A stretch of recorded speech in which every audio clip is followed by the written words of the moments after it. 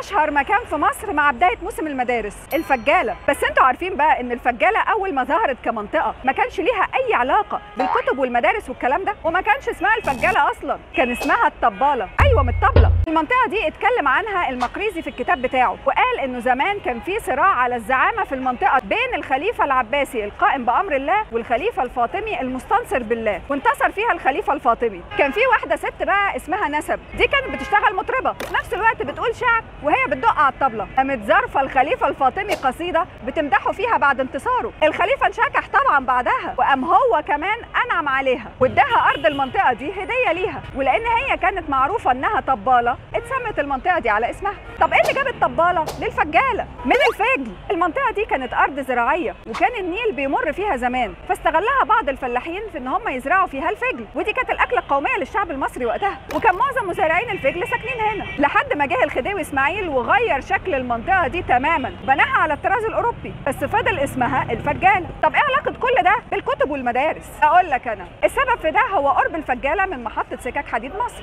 كان الطلبه اللي جايين من الاقاليم علشان يدرسوا هنا في مصر عايزين يشتروا الكتب ومستلزمات الدراسه بتاعتهم، اول مكان يلاقوه في وشهم هو ايه؟ الفجاله. وبدا ينتشر فيها من وقتها بيع الكتب والمكتبات ودور النشر، لحد ما وصلت الفجاله دلوقتي لسبلايز المدارس.